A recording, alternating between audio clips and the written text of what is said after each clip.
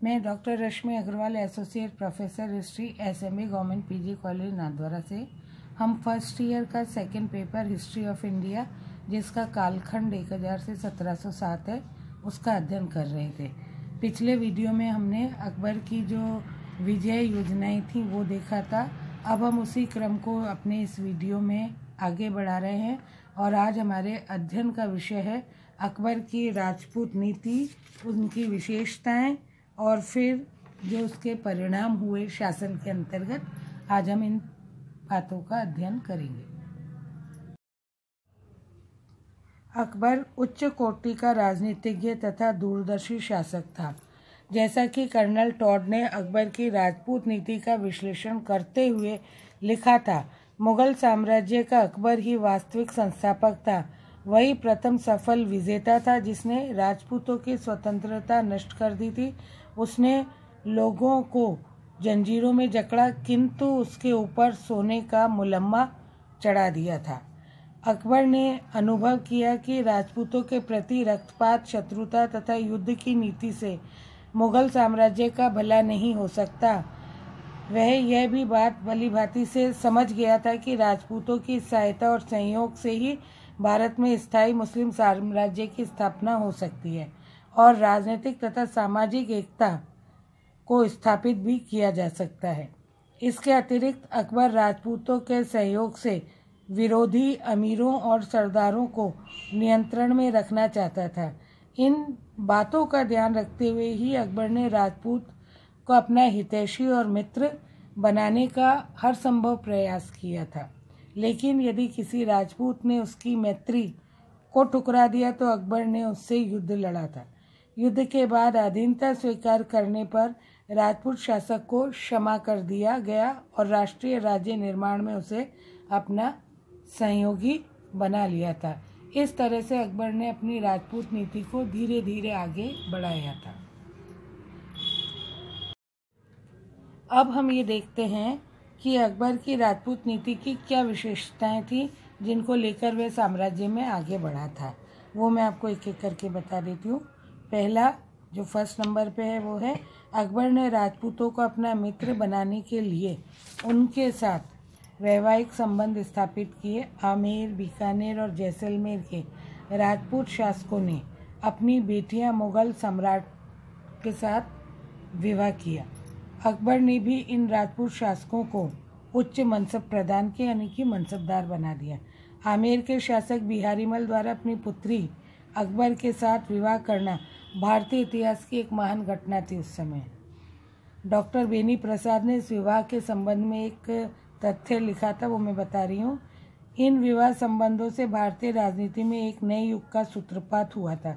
देश को कुछ महान शासक प्राप्त हुए और मुगल सम्राटों की 4 पीढ़ियों को मध्यकालीन भारत के कुछ महान सेनानायकों तथा कूटनीतिज्ञों की सेवाएं उपलब्ध हो गई थीं। इसमें दूसरा है जो विशेषताएं थीं राजपूत नीति की, इसमें दूसरा बिंदु मैं आपको एक और बता देती हूँ। अकबर ने उसकी अधीनता स्वीकार करने वाले शासकों को उच्च पद प्रदान कर दिए थे। आईनी अकबरी के अनुसार अकबर के राज्य में कुल 51 महत्वपूर्ण हिंदू मनसबदार थे, जिनमें से 16 राजपूत थे। उसने भगवान दास और मानसिंह को पंजाब तथा अफगानिस्तान जैसे प्रांतों का सूबेदार बना दिया था। मानसिंह को 7000 का मनसब दिया गया, जो साधारणतः किसी शाही परिवार के व्यक्ति को ही दिया जाता था। तीसरा इसमें बिंदु ले लेते हैं हम। अकबर ने राजपूतों के रीति रिवाज, धर्म, सामाजिक मामलों में किसी भी प्रकार का हस्तक्षेप नहीं किया था और न ही उनकी मान मर्यादा को खंडित करने का कोई प्रयास किया था, बल्कि उनकी मान मर्यादा का पूरा ख्याल रखा जाता था। एक और मैं आपको बिंदु बता देती हूँ। अकबर ने उनकी अधीनता स्वीकार करने वाले शासकों को आंतरिक स्वतंत्रता प्रदान कर दी थी। जैसा कि डॉक्टर त्रिपाठी मानते हैं, अकबर ने अन्य राजपूत राजाओं के प्रति अपने व्यवहार से सिद्ध कर दिया था कि ना तो वह उनके राज्य पर अधिकार करना चाहते हैं और ना ही उनके सामाजिक, आर्थिक, धार्मिक जीवन में किसी तरह का हस्तक्षेप करना चाहते हैं। वह तो सिर्फ इतना चाहते हैं कि वे नवीन साम्राज्य संघ का प्रभुत्व मान ले और आंतरिक तौर पे पूर्ण तरह से वे स्वतंत्र थे। एक आखिरी बिंदु और रह गया है, वो मैं बता देती हूँ। आधीनता स्वीकार करने वाले राजपूत शासकों के प्रति अकबर ने उदारतापूर्ण व्यवहार किया था, परंतु जिन राजपूत शासकों ने युद्ध करने की ठान ली थी उनके साथ घोर युद्ध लड़े गए थे। मेवाड़ के महाराणा उदय सिंह, प्रताप, अमर सिंह ने मुगलों से लगातार संघर्ष जारी रखा था। मेवाड़ के संपूर्ण प्रदेशों पर अकबर अधिकार नहीं कर पाया था। राणा प्रताप ने मृत्यु से पूर्व चित्तौड़, अजमेर, मांडलगढ़ को छोड़कर संपूर्ण मेवाड़ पर अधिकार कर लिया था। तो जिन लोगों ने वैवाहिक संबंध किए, जिन लोगों ने मित्रता की, उनके साथ उदारतापूर्ण व्यवहार किया गया, और जिन राजपूत राजाओं ने युद्ध का मार्ग अपनाया तो उनके साथ निरंतर अविरल युद्ध ही चलता रहा। ये अकबर की राजपूत नीति की मुख्य विशेषताएं थी। अब हम इसमें आगे बढ़ते हैं। इस राजपूत नीति के क्या परिणाम हुए वह देखते हैं। परिणाम के अंतर्गत हम देख लेते हैं कि राजपूत नीति के क्या परिणाम निकले। अकबर की राजपूत नीति के परिणाम से राजपूत मुगल साम्राज्य के हितैषी तथा शुभचिंतक बन गए। उसकी इस नीति से न केवल मुगल साम्राज्य का ही विस्तार हुआ, अपितु उसमें शांति तथा व्यवस्था भी निरंतर बनी रही। इसके अलावा अकबर की राजपूत नीति के परिणाम स्वरूप भारत में एक नए युग का उदय हुआ। अब हिंदुओं ने मुगलों को विदेशी समझना छोड़ दिया था, क्योंकि राजपूत राजभक्त बन चुके थे। एक चीज़ ये थी, अकबर ने विवाह करने के बाद राजपूत राजकुमारियों को धार्मिक स्वतंत्रता प्रदान की थी। अबुल फजल के अनुसार राजपूत राजकुमारियां देवी देवताओं की पूजा किया करती थीं और राजमहल में हवन किया करती थी। इससे धर्मनिरपेक्ष वातावरण की रचना हुई थी। जैसे कि J.M. शेलट ने कहा, अकबर की राजपूत नीति ने मुगल सरकार को धर्मनिरपेक्ष राज्य बनाने में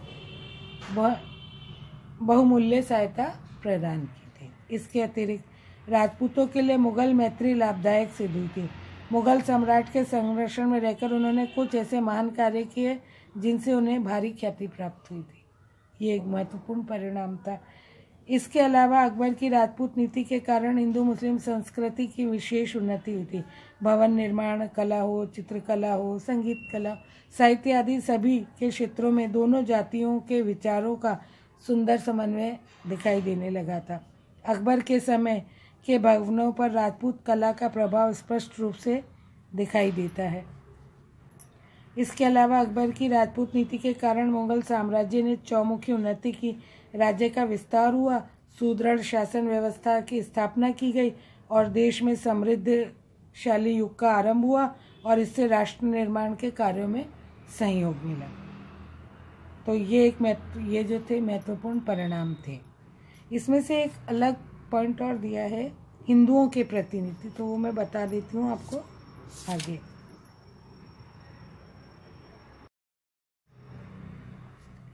अकबर की हिंदुओं के प्रति नीति। राजपूतों के भांति हिंदुओं के प्रति भी अकबर ने समझौते की नीति अपनाने का निश्चय किया। उसने हिंदुओं को भी मुसलमानों के समान राजनीतिक तथा नागरिक अधिकार प्रदान किए। इससे हिंदू राज्य हितैषी तथा राजभक्त बन गए। उसकी हिंदुओं के प्रति नीति की कुछ प्रमुख विशेषताएं रही थी, जो मैं एक एक करके आपको बता देती हूँ। यात्रा कर की समाप्ति। 1563 में यात्रा कर समाप्त कर दिया गया था, जैसे कि हिंदुओं को तीर्थ यात्रा करना आसान हो गया था। इसके अतिरिक्त अकबर ने हिंदुओं को मंदिरों के निर्माण करने की भी छूट प्रदान कर दी थी। ये एक बहुत बड़ा कार्य था। जजिया कर की समाप्ति 1564 में। 1564 में अकबर ने हिंदुओं से लिए जाने वाला जजिया कर समाप्त कर दिया था। यह कर सिर्फ हिंदुओं से ही लिया जाता था। इसको चुकाते समय हिंदुओं को अपमानित किया जाता था ताकि वे विवश होकर इस्लाम स्वीकार कर ले। अकबर ने जजिया कर समाप्त कर भारत में लाखों हिंदुओं का हृदय जीत लिया था।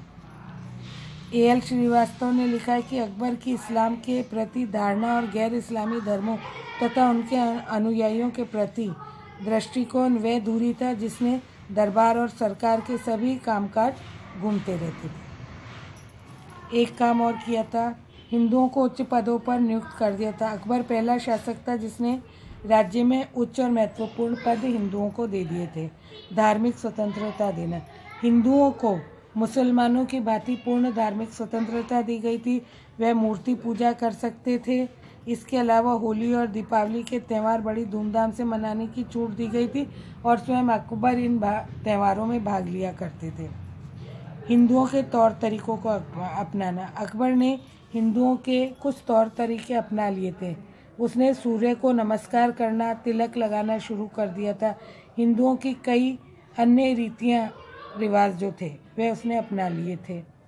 इसके अलावा उसके शाही महल में शिव, विष्णु आदि की उपासना होने लगी थी, क्योंकि वहाँ हिंदू रानियाँ रहा करती थी। वह हिंदुओं का दिल जीतने के लिए माथे पर तिलक लगाता था और हिंदुओं के अनुसार ही वेशभूषा धारण करता था। इसके अलावा गौवध पर उसने प्रतिबंध लगा दिया था। 1590 में सम्राट ने बैल, भैंस, भेड़ों के मांस को बंद कर दिया था। कुछ समय के लिए माना जाता है कि उसने मछलियां पकड़ने पर भी प्रतिबंध लगा दिया था। हिंदू साहित्य को उसने प्रोत्साहन देना शुरू कर दिया था। इस समय हिंदू साहित्य को प्रोत्साहन दिया। संस्कृत और हिंदी के विद्वानों को उदारतापूर्वक संरक्षण प्रदान किया और हिंदू ग्रंथों का अनुवाद करने के लिए एक पृथक विभाग की स्थापना कर ली थी। रामायण, महाभारत, गीता, पंचतंत्र आदि कई ग्रंथों का फारसी में अनुवाद किया गया था। अकबर ने बीरबल, मानसिंह, भगवान दास, अब्दुल रहीम खाना जैसे प्रसिद्ध हिंदी के कवियों को उदारतापूर्वक अपने यहाँ संरक्षण दे रखा था। अबुल फजल ने तो एक बार लिख भी दिया था कि अकबर के दरबार में 21 प्रसिद्ध विद्वानों में से 9 तो हिंदू ही थे। सामाजिक सुधार किए थे, जैसे कि अकबर ने सती प्रथा को बंद करने का प्रयास किया था। बाल विवाह को उसने संभवतः निषेध किया था। विधवा विवाह व अंतर्जातीय विवाह को प्रोत्साहन देने की कोशिश की थी। कन्या हत्या को रोकने के लिए सम्राट ने प्रयत्न किए थे। सम्राट के हिंदुओं के प्रति किए गए कार्य थे। इन सब का क्या परिणाम निकला कि अकबर की हिंदुओं के प्रति उदार नीति से मुगल साम्राज्य के लिए बड़ी लाभदायक सिद्ध होने लगी थी। अब हिंदू मुगलों से प्रेम करने लगे और अपने आप को मुगल साम्राज्य का नागरिक समझने लगे थे। उन्हें यह विश्वास हो गया था कि मुगल सम्राट उनका शुभचिंतक है। इससे वे राज्य के हितैषी और भक्त बन गए थे। अकबर की नीति के कारण हिंदू तथा मुसलमानों में आपसी प्रेम बढ़ा था। फलस्वरूप राज्य को स्थिरता प्राप्त हुई थी और राष्ट्र निर्माण के कार्यों को प्रोत्साहन मिलने लगा था, जो कि उससे पहले कभी नहीं हुआ था। डॉक्टर पी सरन का कथन है कि धर्म, वर्ग तथा जाति के मतभेदों को दूर करके अकबर ने ऐसे राज्य की स्थापना की जो समस्त प्रजा की इच्छा पर आधारित था और जिसे बिना किसी संकोच के राष्ट्रीय राजा कहा जा सकता था। ये अकबर की जो राजपूत नीति थी या जो हिंदू नीति थी, उसकी एक सफलता का बहुत बड़ा कारण था। इसी के साथ ये राजपूत नीति का जो अध्ययन है हमारा यहाँ समाप्त होता है। आगे हम इस अध्ययन को जारी रखेंगे।